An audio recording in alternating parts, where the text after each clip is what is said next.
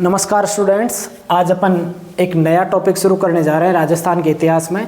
और अपने टॉपिक का नाम है राजस्थान का प्राचीनतम इतिहास। इस टॉपिक के अंदर अपन खास तौर से सभ्यताओं के बारे में पढ़ेंगे। और सभ्यताओं को हमने इस तरीके से डिवाइड किया है ताकि बच्चों को समझने में और इस कंसेप्ट को समझने में किसी प्रकार की दिक्कत नहीं हो। तो इसको अलग अलग भागों में डिवाइड कर दिया है ताकि आप अच्छे तरीके से इस सब्जेक्ट को, इस टॉपिक को समझ सकें। तो हमने सबसे पहले पाषाण काल से संबंधित राजस्थान के स्थल जो है उनके बारे में जानकारी प्राप्त करनी है कि पाषाण काल के अंदर कौन कौन से सभ्यता स्थलों की खोज हुई थी। फिर उसके बाद में अपन आगे बढ़ेंगे, फिर देखेंगे अपन ताम्रपाषाण काल, पहले पाषाण काल, फिर ताम्रपाषाण काल, फिर कांस्य काल। इस तरीके से अपन आगे बढ़ते जाएंगे और अलग अलग काल के अंदर अलग अलग स्थलों में जिस प्रकार से खोज हुई, खोजकर्ता कौन थे, वहाँ पर क्या क्या खासियत चीज़ें थी, उन चीज़ों के बारे में अपन समझने की कोशिश करेंगे ताकि आपको सीक्वेंस से जो टॉपिक है वो अच्छे तरीके से समझ में आ जाए। और मेजर रूप से अपन को ये देखना है कि अपना परीक्षा में कोई क्वेश्चन गलत नहीं हो। उसके लिए ज़रूरी है कि अपना को सीक्वेंस याद रहे इनकी, कि इसके बाद में क्या क्या चीज़ें अपन को पढ़नी है। उसके बाद में कांस्य काल के बाद में अपन देखेंगे लोह काल, कि लोह युगीन कौन कौन से सभ्यता स्थल है राजस्थान में और उसमें किन किन चीज़ों के बारे में खास चीज़ें। फिर महाजनपद काल देखेंगे अपन, फिर महाजनपद काल के बाद में मौर्य काल देखेंगे, फिर मौर्योत्तर काल देखेंगे, फिर गुप्त काल देखेंगे और लास्ट में गुप्तोत्तर काल देखेंगे। तो इस तरीके से इस टॉपिक के अंदर मूल रूप से अपन जो है 1 2 3 4 5 6 7 8 9 प्रकार के अलग अलग काल विभाजन के अनुसार सभ्यताओं को अपन पढ़ने की कोशिश करेंगे, समझने की कोशिश करेंगे ताकि आपको परीक्षा में किसी भी तरीके की कोई दिक्कत का सामना नहीं करना पड़े। तो अब बिना कोई देरी के अपन इस टॉपिक को शुरू करते हैं। अपन शुरुआत में लेते हैं पाषाण काल। तो अपना टॉपिक रहेगा पाषाण काल। तो पाषाण काल की कुछ खास चीज़ों के बारे में आपको अपन बता देना चाहते हैं ताकि आपको ये टॉपिक अच्छे तरीके से ध्यान रहे। 1870 ईस्वी के अंदर 1870 ईस्वी के अंदर C.A. हैकेट एक अंग्रेज व्यक्ति थे। इन्होंने क्या किया था, जयपुर और इंद्रगढ़ में, जयपुर में और इंद्रगढ़ यहाँ पर इनको हस्तकुटार प्राप्त हुई थी। हस्तकुटार, जिसको एक तरीके से अपन कुल्हाड़ी बोल सकते हैं, ये इनको प्राप्त हुई थी। तो आपको ये ध्यान रखना है कि पाषाण काल से संबंधित पहली खोज किसने करी? C.A. हैकेट ने राजस्थान के अंदर। और कहाँ पर करी? जयपुर और इंद्रगढ़ के अंदर। और इनको कौन सी चीज़ प्राप्त हुई? हस्तकुटार, जिसको अपन कुल्हाड़ी बोल सकते हैं। उसके बाद में एक और अंग्रेज व्यक्ति हुए जिनका नाम था सेटनकार। तो इन सेटनकार महोदय को क्या हुआ था, ऐसा का ऐसे ही उपकरण झालावाड़ में प्राप्त हुए थे। सेटनकार महोदय को कहां पर प्राप्त हुए थे ऐसे कैसे उपकरण? झालावाड़ के अंदर प्राप्त हुए थे। और एक और अंग्रेज थे जिनका नाम था बी आलचिन। बी आलचिन, इनको ये उपकरण, सेम उपकरण जालोर में प्राप्त हुआ था। यानी कि इनको भी प्राप्त तो हस्तकुटार हुआ है, लेकिन इनको अलग अलग जगह पर प्राप्त हुआ है। अब अपन को क्या चीज़ ध्यान रखनी है मूल रूप से इसके अंदर? पाषाण काल से संबंधित 1870 में C.A. हैकेट पहले अंग्रेज है जिनको जयपुर और इंद्रगढ़ के अंदर क्या प्राप्त हुई है? हस्तकुटार, जिसको अपन कुल्हाड़ी बोलते हैं। उसके बाद में सेम चीज़ सेटनकार को झालावाड़ से प्राप्त हुई है और बी आलचिन को जालोर से प्राप्त हुई है। तो ये पाषाण काल के बारे में अपन ने देखा मुख्य रूप से। अब इस पाषाण काल के जो भी सभ्यता स्थल है उनके बारे में अपन जानकारी करते हैं। अब आगे बढ़ते हैं अपन और अपन देखेंगे सबसे पहले बागोर। पहला स्थल क्या है इसका? बागोर। बागोर कहाँ पर है? भीलवाड़ा के अंदर है, ये आपको ध्यान रखना है। पहला सभ्यता स्थल पढ़ेंगे इसका बागोर। और ये भीलवाड़ा में है तो कोठारी नदी के किनारे पर है। नंबर 1, कोठारी नदी के किनारे पर बसा हुआ है ये। नंबर 1 चीज़ तो आपको फैक्ट क्या ध्यान रखना है, बागोर भीलवाड़ा के अंदर है। और अगर नदी के बारे में पूछ लिया जाए तो ये कोठारी नदी के किनारे पर बसा हुआ है। अब इसे क्या कहा जाता है? इसे प्राचीन राजस्थान की सभ्यताओं का पालना कहा जाता है। प्राचीन राजस्थान की सभ्यताओं का पालना इसको कहा जाता है, ये उपमा इसको दी जाती है। प्राचीन राजस्थान की सभ्यताओं का पालना किस सभ्यता स्थल को कहा जाता है? तो वो कहा जाता है बागोर को। अगर इसके उत्खननकर्ता की पूछ लें कि इसका उत्खननकर्ता कौन था, तो इसका उत्खननकर्ता आपको ध्यान रखना है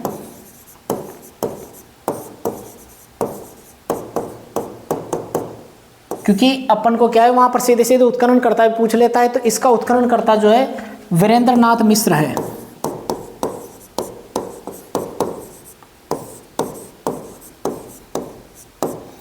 आपको वी.एन. मिश्र भी वहां पर मिल सकता है, तो आपको इनका नाम ध्यान रखना है कि वी.एन. मिश्र ने इसकी खोज करी थी या उत्खनन कार्य का जो कार्य यहाँ पर किया था।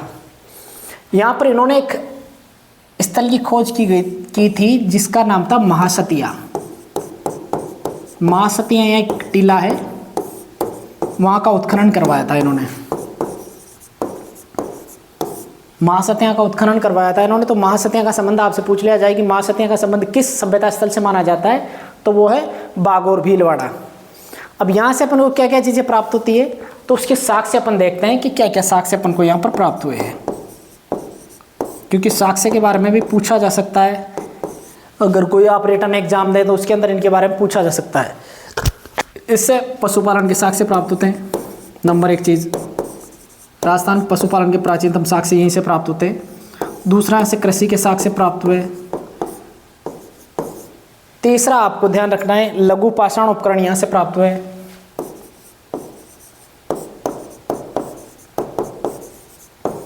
लघु पाषाण उपकरण यहाँ से प्राप्त हुए।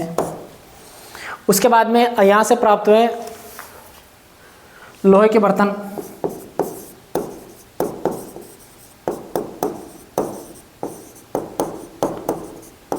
लोहे के बर्तन भी यहाँ से प्राप्त होते हैं।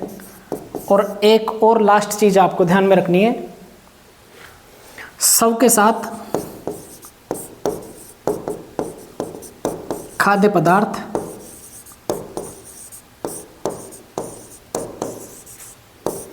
वो बर्तन यहाँ पर प्राप्त होते हैं।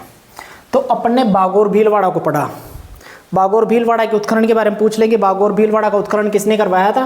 तो वी.एन. मिश्र ने, जिसको वीरेंद्रनाथ मिश्र बोलते हैं अपन, इन्होंने करवाया था। ये जो सभ्यता स्थल है कौन से जिले में स्थित है? तो भीलवाड़ा के अंदर स्थित है। नदी का पूछ ले तो कोठारी नदी के किनारे पर है।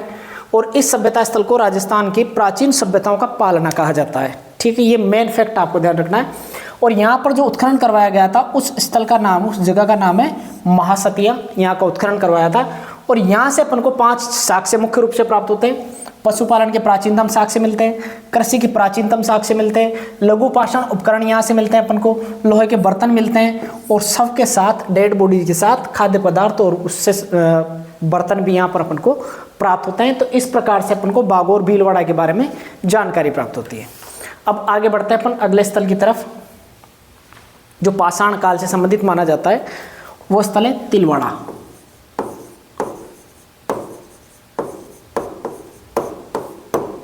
तिलवाड़ा को अपन पढ़ेंगे और ये बालोतरा जिले के अंदर है। अभी नया जिला बना दिया, ये बालोतरा जिले के अंदर स्थित है, आपको ये ध्यान रखना है। और अगर इसका नदी के लिए पूछ लिया जाए कौन सी नदी के किनारे पर है, तो लूणी नदी के किनारे पर है। लूणी नदी के किनारे पर ये बसा हुआ है तिलवाड़ा। बाड़मेर में था पहले, बालोतरा बाड़मेर। और इसकी जो उत्खनन है, उत्खनन करता ये भी वी.एन. मिश्र है। तो आपको दोनों का ध्यान रखना है, बागोर का भी वी.एन. मिश्र है और तिलवाड़ा का भी वी.एन. मिश्र है। यहाँ से अपन को साक्ष्य के रूप में 3 चीज़ें प्राप्त होती है, मुख्य रूप से साक्ष्य जो आपको ध्यान में रखना है। पिछले वाले में 5 साक्ष्य मिल रहे थे, इसमें अपन को 3 साक्ष्य प्राप्त होते हैं। तो तीनों के नाम अपन को ध्यान रखना है कि क्या क्या चीज़ें अपन को यहाँ पर प्राप्त होती है। तो लघु पाषाण उपकरण यहाँ से मिलते हैं। लघु पाषाण उपकरण नंबर एक चीज़ तो आपको ध्यान रखना है कि लघु पाषाण उपकरण यहाँ से प्राप्त होते हैं। उसके अलावा पशुपालन प्राप्त के साख से प्राप्त होते हैं, और तीसरा होता है अग्निकुंड के साख से अपन को प्राप्त होते हैं। आपसे प्रश्न ऐसे पूछे जा सकते हैं क्योंकि नए ट्रेंड में क्वेश्चन ऐसे पूछने लग गए कि निम्न में से साक्ष्य के रूप में तिलवाड़ा से क्या क्या चीज़ें अपन को प्राप्त होती हैं। तो इन तीनों के नाम आपको ध्यान रखने हैं, लघु पाषाण उपकरण, उसके अलावा पशुपालन और अग्निकुंड, ये तीनों फैक्ट आपको ध्यान रखने हैं। और इसके अलावा वीएन मिश्र को ध्यान में रखना है कि उत्खनन किसने करवाया था, कौन सी नदी के किनारे पर है, तो ये लूणी नदी के किनारे हो जाएगा। और जिले के बारे में पूछ ले तो बालोतरा के अंदर ये हो जाएगा। इसके अलावा अपन और देखते हैं कुछ जो पाषाण काल से संबंधित सभ्यता स्थल है, अन्य स्थल जो कौन कौन से हैं। अन्य पाषाण कालीन स्थल, खाली नाम ध्यान रखना है कौन से जिले के अंदर, ये ध्यान रखना है, बाकी और चीज़ें पूछी नहीं जाती उनमें से। जैसे एक तो पचपदरा,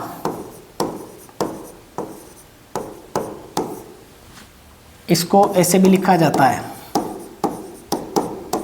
अगर दोनों में से कुछ भी आए तो कोई दिक्कत वाली बात नहीं। ये है बालोतरा के अंदर, इसका जिला है बालोतरा। दूसरा जो स्थल है वो है बूढ़ा पुष्कर,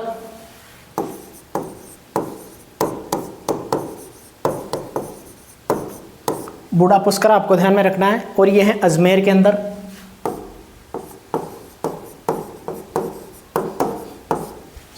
इसके अलावा आपको ध्यान रखना है जायल और डीडवाना, जायल और डीडवाना,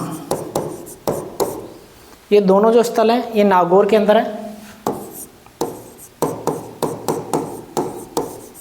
ये फैक्ट भी आपको ध्यान रखना है। उसके अलावा सोजत पाली और धनेरी पाली,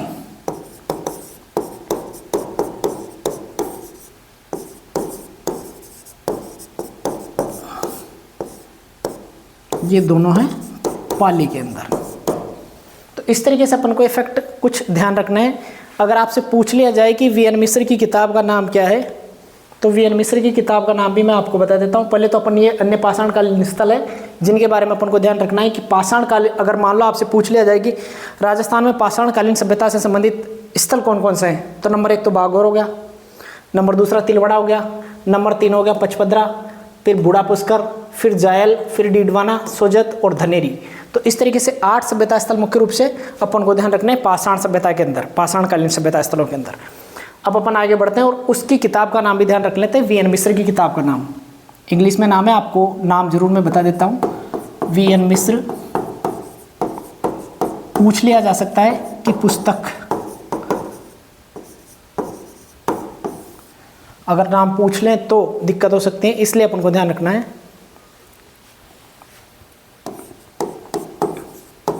Bagore and Tilwara, late mesolithic,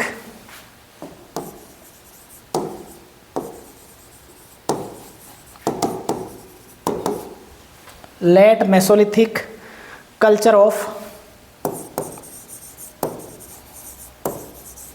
late mesolithic culture of north west India, north west India. इस तरीके से अपन को इनकी किताब का नाम ध्यान रखना है, Bagor and Tilwara, late mesolithic culture of north west India. यह है वीएन मिश्र की किताब का नाम। तो इस तरीके से अपन ने इस छोटी सी क्लास के अंदर ये समझने की कोशिश की कि पाषाण काल से संबंधित कौन कौन से स्थल राजस्थान के अंदर अपन को पढ़ने हैं और जिनके बारे में अपन को जानकारी होनी चाहिए ताकि परीक्षा में किसी प्रकार की गलती नहीं हो। वैसे आप किसी भी कोचिंग में जाएंगे तो कोचिंग वाले क्या करते हैं, आजकल हवाबाजी ज़्यादा करते हैं, और हवाबाजी के चक्कर में क्या होते हैं, गरीब परिवारों के बच्चे लूट जाते हैं। बेचारों को पता नहीं रहता, इतनी समझ नहीं रहती कि ये लुटेरे अपन को लूटने के लिए साजिश रचे हैं, क्योंकि कोचिंग इंस्टीट्यूट्स आजकल क्या है, लूट के अड्डे बन गए हैं। किसी भी बड़े शहर में आप हवाबाजी के चक्कर में उनके एडवर्टाइजमेंट की वजह से उनकी तरफ आकर्षित होकर पहुंच जाते हैं, और फिर क्या करते हैं, वो थोड़े दिन आपको डेमो दिखाएंगे और डेमो के बाद में आपको अच्छा खासा आपसे अमाउंट लेंगे और फिर वही घिसे पिटे अंदाज में आपको पढ़ाना शुरू करेंगे। दिक्कत ये है कि बच्चा उसको समझ नहीं पाता कि एक स्ट्रेटजी के तहत किया जाता है और वो उसके अंदर उलझ जाता है और बाद में उलझने के बाद में कुछ होता ही नहीं है, फीस वापस रिफंड होती नहीं है। इसलिए मैंने ये प्रयास शुरू इसलिए किया है ताकि गरीब परिवारों के बच्चों को इन भूखे भेड़ियों से बचाया जा सके, क्योंकि ये लोग सिर्फ आपको लूटना चाह रहे हैं, इसके अलावा इनका कोई मकसद नहीं है।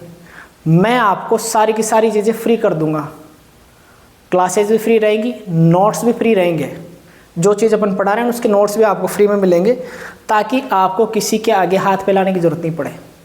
मेरा विज़न अलग तरीके का है, क्योंकि ईश्वर ने मेरे को अच्छी खासी पोस्ट दे रखी है ईश्वरीय कृपा से, और मैं नहीं चाहता कि गरीबों के बच्चे इन जैसे लुटेरों के चक्कर में उलझें और अपनी ज़िंदगी को और अपने पैसों को बर्बाद करें। इसलिए आप मेरे ऊपर आंख बंद करके ट्रस्ट कर सकते हैं, क्योंकि मैंने अपनी पूरी लाइफ में अब तक की मैं 10 से ज़्यादा सरकारी सेवाओं के एग्ज़ाम्स पास कर रखे हैं। मैं हवाबाजी नहीं कर रहा है इसमें कतई भी। जिसमें आरएस का एग्ज़ाम मैंने 4 बार पास किया है, 4 बार मेंस लिखा है, 2 बार एसएससी का सीजीएल मेंस दे रखा है, उसके अलावा 2 बार एसआई का एग्ज़ाम पास कर रखा है, उसके अलावा केंद्रीय विद्यालय में लेक्चरर का इंटरव्यू दे रखा है। इस तरीके से मैंने एग्ज़ाम पास किए हैं। अब इतने सारे एग्ज़ाम पास करना कोई मजाक का काम तो है नहीं भाई, ऐसे ही हवाबाजी में पास हो जाए, उनके लिए तैयारी करनी पड़ती है। अगर आपको मेरे पढ़ाने का तरीका पसंद नहीं आ रहा और आप जिस प्रकार का इम्प्रूवमेंट मेरी क्लास में देखना चाहते हैं वो मैं करने के लिए तैयार हूँ, लेकिन मैं चाहता हूँ कि आप किसी के बहकावे में आकर के अपना पैसा बर्बाद नहीं करें। ये मेरा विचार है व्यक्तिगत। और फिर भी अगर आपकी इच्छा है बर्बाद करने की अपना वक्त, तो आप बेशक कर सकते हैं। 2025 में वैसे भी सरकार खूब सारी वैकेंसी निकालने के मूड में है, तो हम चाहते हैं कि 2025 आपका एक आखिरी साल साबित हो और उसमें आपको सरकारी सेवा में जाने का मौका मिल जाए और उसमें थोड़ा सा योगदान हमारा हो जाए, ताकि बच्चा ये कह सके कि हाँ उन्होंने हमारे को फ्री पढ़ाया था और उसकी वजह से हम एक सही जगह पर पहुंच गए। अब अपन आगे बढ़ते हैं और अब अपन पढ़ेंगे ताम्रपाषाण काल। दूसरे नंबर की चीज़ में आ गए अपन, ताम्रपाषाण काल। अब ताम्रपाषाण काल को शुरू करने के लिए मैं आपको बता दूं कि इसके जो सभ्यता स्थल हैं ज़्यादातर बनास नदी के किनारे पर स्थित है। ये जो स्थल है ना, ये बनास नदी के किनारे पर स्थित है।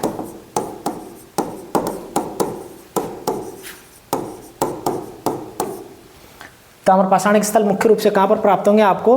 अधिकतर जो सेंटर होंगे ना, इसके अधिकतर केंद्र वो कहाँ पर है? बनास नदी के किनारे पर स्थित है। इसलिए इसको बनास सभ्यता भी कहा जाता है। ताम्रपाषाण काल का दूसरा नाम क्या मान सकते हैं आप? बनास सभ्यता भी इसको बोलते हैं। ये आपको ध्यान रखना है। दूसरा नाम इसका क्या मिल सकता है आपको? बनास सभ्यता मिल सकता है, क्योंकि इसके अधिकतर स्थल क्या है? बनास नदी के किनारे पर अपन को प्राप्त हुए हैं। और अपन इसके प्रमुख सेंटर के रूप में देखेंगे आहड़ को। अपन को पढ़ना क्या है? नंबर 1 आहड़। इसके बारे में अपन को जानकारी प्राप्त करनी कि आहड़ सभ्यता स्थल के बारे में अपन देखते हैं। अब ये क्या है? आहड़ उदयपुर के अंदर है। जिले की बात कर ले तो आहड़ कौन सी सभ्यता जो है कहाँ पर है? उदयपुर के अंदर है। और ये नदी की बात करें तो आयड़, जिसका दूसरा नाम आपको बेडच मिलता है, उस नदी के किनारे, आयड़ या बेडच नदी के किनारे पर एक सभ्यता स्थल जो है अपन को प्राप्त होता है। और इसकी खोज जो है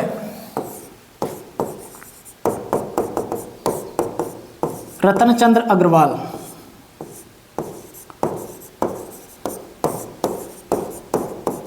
रतनचंद्र अग्रवाल, जिनको अपन आर.सी. अग्रवाल बोल सकते हैं, आर.सी. अग्रवाल ने इनकी खोज करी थी। तो आपको ध्यान रखना है, रतनचंद्र अग्रवाल ने इसकी खोज की थी। इसका प्राचीन नाम, इस सभ्यता स्थल का प्राचीन नाम जो है, प्राचीन नाम भी पूछ लिया जाता है तो आघाटपुर,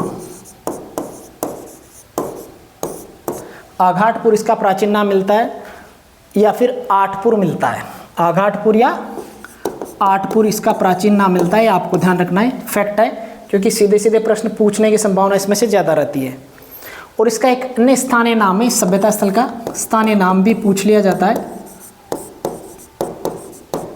इस सभ्यता का स्थानीय नाम है धूलकोट। अब इसके कुछ अन्य फैक्ट अपन आगे देखते हैं। उससे पहले मैं एक बार वापस से इसको क्लियर कर देता हूँ। आहड़ जो सभ्यता स्थल है वो उदयपुर में है। आयड़ या बेडच नदी के किनारे पर स्थित है। इसकी खोज जो है रतनचंद्र अग्रवाल, जिनको आरसी अग्रवाल बोलते हैं, उन्होंने करी थी। इस सभ्यता स्थल का प्राचीन नाम है जो आघाटपुर या आठपुर है, और इसका स्थानीय नाम जो है वो धूलकोट अपन को देखने को मिलता है। अब बढ़ते हैं अपन आगे। इसके उत्खननकर्ता जो है उनके बारे में अपन जानकारी कर लेते हैं कि उत्खननकर्ता कौन कौन थे इसके, क्योंकि इसका उत्खनन एक से ज़्यादा व्यक्तियों ने किया है, तो उत्खननकर्ताओं के नाम अपन को थोड़े ध्यान रखना है ताकि अपन को परीक्षा में किसी प्रकार की दिक्कत नहीं हो। एक तो अक्षय कीर्ति व्यास, अक्षय कीर्ति व्यास, इनका नाम आपको ए.के. व्यास भी मिल सकता है पेपर में, अक्षय कीर्ति व्यास। दूसरा है आरसी अग्रवाल, जिनको अपन रतनचंद्र अग्रवाल बोलते हैं, इन्होंने भी इसका उत्खनन कार्य करवाया था। उसके अलावा हंसमुख, धीरज सांखलिया, जिनको अपन एच.डी. सांखलिया बोल सकते हैं,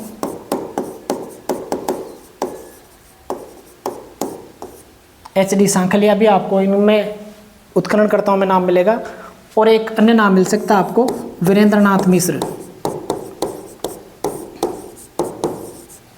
जिन्होंने बागोर की और तिलवाड़ा की खोज करी थी, वी.एन. मिश्र। तो आपसे प्रश्न ये पूछा जा सकता है कि निम्न में से कौन सा व्यक्ति जो है आहड़ सभ्यता से संबंधित उत्खननकर्ताओं में नहीं है। तो इन चारों के नाम अपन को ध्यान रखने हैं, ए.के. व्यास, आरसी अग्रवाल, एच.डी. सांकलिया और वी.एन. मिश्र, ये इसके उत्खननकर्ता थे। अब यहाँ के साक्ष्य अपन देखते हैं कि यहाँ पर अपन को क्या क्या साक्ष्य प्राप्त होते हैं। साक्ष्यों की लिस्ट थोड़ी लंबी है, तो इसमें साक्ष्य को अपन जानकारी करने की कोशिश करेंगे कि क्या क्या साक्ष्य अपन को यहाँ पर प्राप्त होते हैं। नंबर 1 साक्ष्य अपन को यहाँ पर प्राप्त हुआ है तांबे की भट्टियाँ। तांबे की भट्टियाँ अपन को यहाँ से प्राप्त होती है, तांबे की भट्टियाँ प्राप्त होती हैं। इस कारण इस सभ्यता स्थल को क्या कहा जाता है, ताम्रवती नगरी कहा जाता है। आपसे पूछा जा सकता है कि ताम्रवती नगरी कौन सी सभ्यता स्थल को कहा जाता है, तो आहड़ को ताम्रवती नगरी कहा जाता है। ये नंबर को ध्यान रखना है। दूसरा है, यहाँ पर जो मृदभांड प्राप्त हुए हैं वह काले ऑब्लिक लाल, ये मृदभांड प्राप्त हुए, काले या लाल मृदभांड प्राप्त हुए, जिसको गोरे या कोटे कहा जाता है।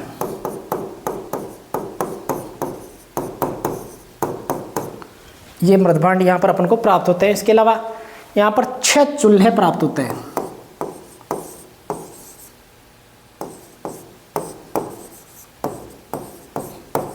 अब 6 चूल्हे एक जगह पर मिलना किसका द्योतक माना जाता है, संयुक्त परिवार का साक्ष्य मिलता है इससे। ये संयुक्त परिवार के साक्ष्य की प्रस्तुति करता है कि 6 चूल्हे एक साथ यहाँ पर अपन को प्राप्त होते हैं, या सामूहिक भोजन का वो प्रतीक माना जाता है। एक 2 मुंह वाला चूल्हा भी यहाँ पर मिला है, 2 मुंह वाला चूल्हा भी अपन को यहाँ पर प्राप्त होता है। ये फैक्ट भी आपको ध्यान रखना है। इसके अलावा सिलबट्टा मिला है,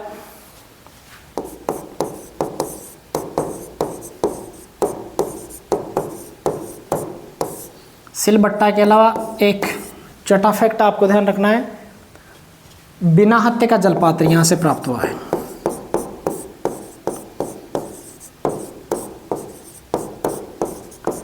बिना हत्थे का जलपात्र भी अपन को यहाँ से प्राप्त होता है, जो एक तरीके से ईरानी सभ्यता की जानकारी देता है। ऐसे कहाँ पर मिलते हैं, ईरानी सभ्यता की जानकारी देता है अपन को।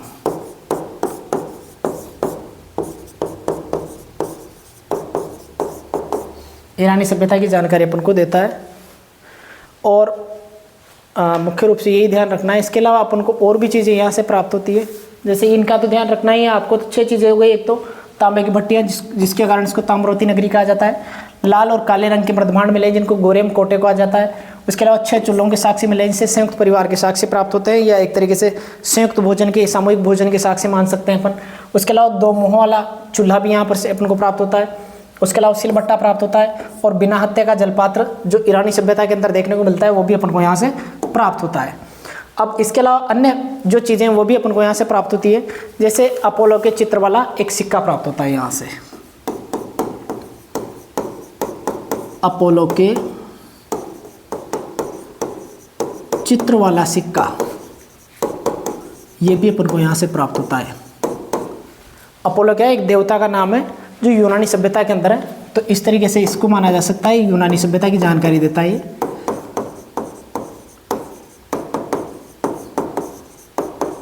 आपसे पूछा जा सकता है कि कौन से सभ्यता स्थल से ईरानी और यूनानी सभ्यता की जानकारी मिलती है, तो आहड़ को आपको ध्यान में रख के चलना है। उसके अलावा यहाँ से अपन को रंगाई छपाई उद्योग की जानकारी मिलती है, रंगाई छपाई उद्योग के साक्ष्य प्राप्त होते हैं, रंगाई छपाई उद्योग की जानकारी अपन को यहाँ से प्राप्त होती है, ये फैक्ट भी आपको ध्यान में रखना है। उसके अलावा बाट के साक्ष्य प्राप्त होते हैं, और इससे अपन क्या मानते हैं कि आहड़ एक व्यापारिक केंद्र था। क्या माना जाता है इसको कि आहड़ एक व्यापारिक केंद्र था, क्योंकि बाटों की जरूरत कहाँ पर पड़ती है, व्यापार करने के लिए पड़ती है। बाट मतलब वजन तोलने के जो आइटम्स होते हैं, जिनको अपन अपने बाट बोलते हैं, पहले पत्थर के बनाए जाते थे, अभी तो लोहे के आने लग गए। तो इस तरीके से एक व्यापारिक केंद्र था, ऐसी जानकारी मिलती है। यहाँ से गेहूँ, चावल और ज्वार, गेहूँ, चावल, ज्वार के साक्ष्य भी प्राप्त होते हैं। गेहूँ, चावल और ज्वार के साक्ष्य प्राप्त होते हैं अपन को। बैल की मृण मूर्ति मिली है, बैल की मृण मूर्ति मिली है, जिसको बनाशियन बुल कहा जाता है। बनाशियन बुल शब्द भी आपके लिए इस्तेमाल हो सकता है, बनास का बैल भी इसको कहा जाता है। इसके अलावा यहाँ से अपन को पत्थर की नींव के साक्ष्य प्राप्त होते हैं। जो नींव होती है, अपन मकान की नींव बनाते हैं, वो पत्थर की नींव है, ऐसे साक्ष्य प्राप्त होते हैं। इसके अलावा कच्ची ईंटों का प्रयोग होता है, कच्ची ईंटों का प्रयोग, ऐसे साक्ष्य भी अपन को यहाँ से आहड़ से प्राप्त होते हैं, कच्ची ईंटों के साक्ष्य भी। इसके अलावा ईंटों की मजबूती के लिए, ईंटों की मजबूती के लिए क्वार्ट्ज का प्रयोग करते थे, ऐसे साक्ष्य भी अपन को प्राप्त होते हैं। ईंटों की मजबूती के लिए क्वार्ट्ज का प्रयोग करते थे, ऐसे साक्ष्य अपन को मिलते हैं। और ये शव के साथ आभूषण दफनाते थे, शव के साथ आभूषण दफनाते थे।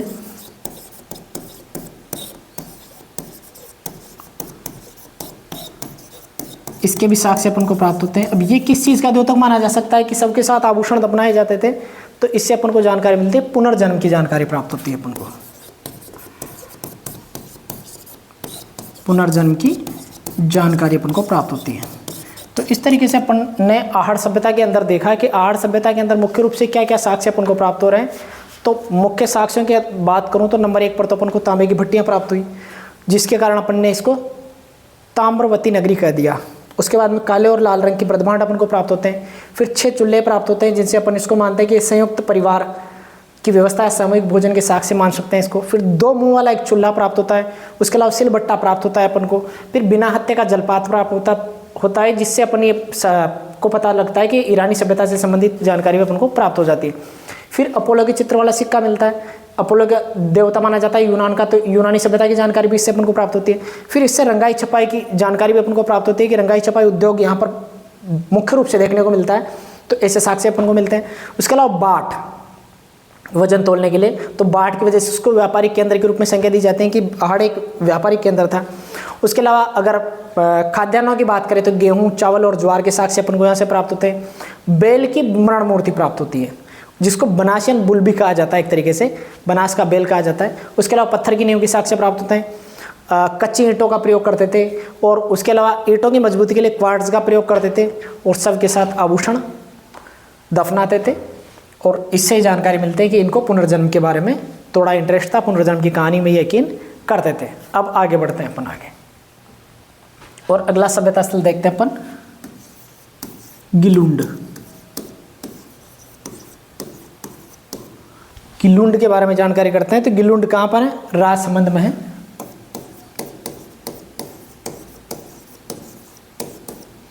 गिलुंड राजसमंद के बारे में जानकारी करते हैं अपन। अब इसके उत्खननकर्ता जो हैं वो 3 व्यक्ति हैं। उत्खननकर्ता तीनों के नाम अपन को ध्यान रखना है। एक है बीबी लाल, बीबी लाल नंबर 1। नंबर दूसरे व्यक्ति है वो है BR शिंदे।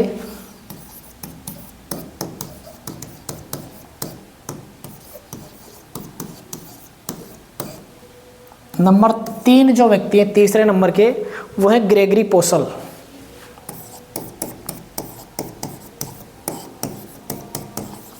ग्रेगरी पोसल। इन तीनों व्यक्तियों ने गिलुंड का उत्खनन जो है वो करवाया था। अब यहाँ से किसके साक्ष्य अपन को प्राप्त होते हैं वो देख लेते हैं। साक्ष्य में अपन को यहाँ पर क्या क्या चीज़ें प्राप्त हुई है उनके बारे में जानकारी करते हैं अपन, ताकि अपन को ये गिलुंड भी है ये भी समझ में आ जाए। पक्की ईंटें प्राप्त होती हैं नंबर 1 तो पक्की ईंटें। इससे पहले वाले में अपन को कच्ची ईंटें मिली थी, यहाँ पर पक्की ईंटें मिली है। दूसरा नंबर का जो जानकारी प्राप्त होती है पत्थर की गोलियों की जानकारी मिलती है। पत्थर की गोलियां, इसके भी साक्ष्य अपन को यहाँ से प्राप्त होते हैं गिलुंड से। उसके अलावा मिट्टी के खिलौने,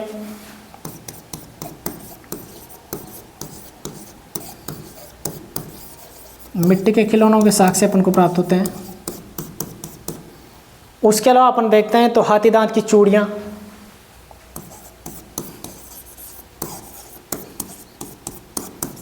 हाथी दांत की चूड़ियां अपन को यहाँ से प्राप्त होती है। उसके अलावा बात करूँ तो 5 प्रकार के मृदभांड अपन को यहाँ से प्राप्त होते हैं। 5 प्रकार के मृदभांड अपन को यहाँ से प्राप्त होते हैं।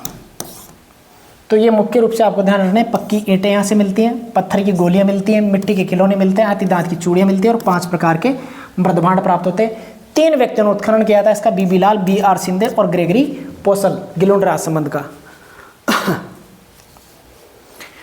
अब आगे बढ़ते हैं अपन और अगला अपना जो स्थल है वो है बालाथल उदयपुर, तीसरे नंबर का।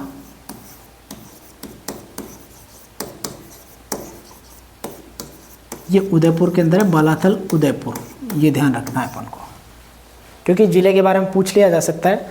उत्खननकर्ता जो है इसके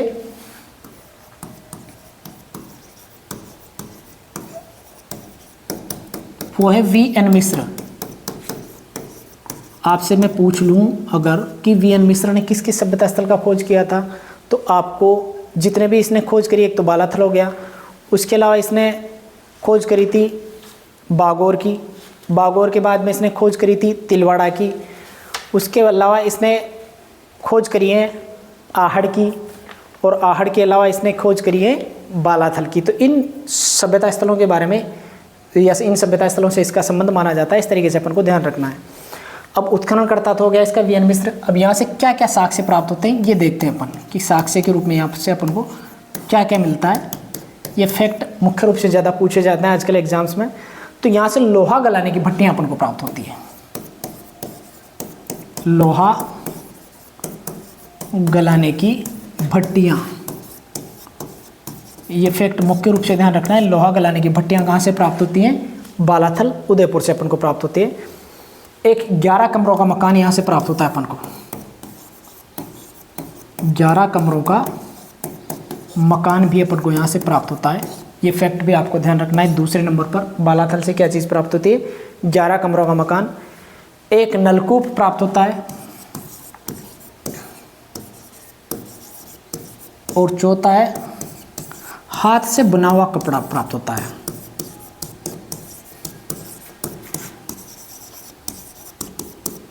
हाथ से बना हुआ कपड़ा अपन को प्राप्त होता है यहाँ पर। तो इन 4 चीज़ों के बारे में आपको ध्यान रखनी है। और इस सभ्यता जो स्थल है इसका संबंध सिंधु घाटी सभ्यता से भी माना जाता है। बालाथल के अंदर आपको ध्यान रखना है कि इसका संबंध सिंधु घाटी सभ्यता से भी माना जाता है।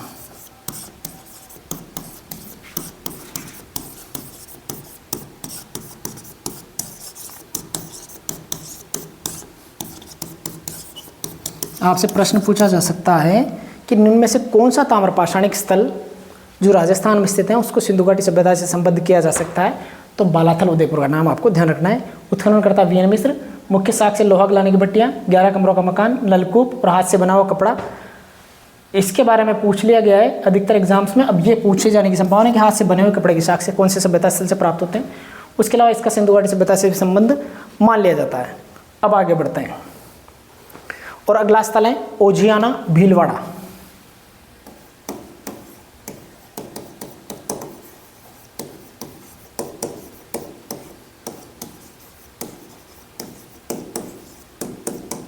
ओझियाना भीलवाड़ा और इसका उत्खनन जो है B.R. मीणा और आलोक त्रिपाठी 2 व्यक्तियों ने किया था।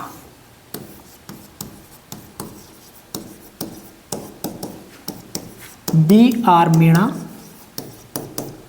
और दूसरा है आलोक त्रिपाठी।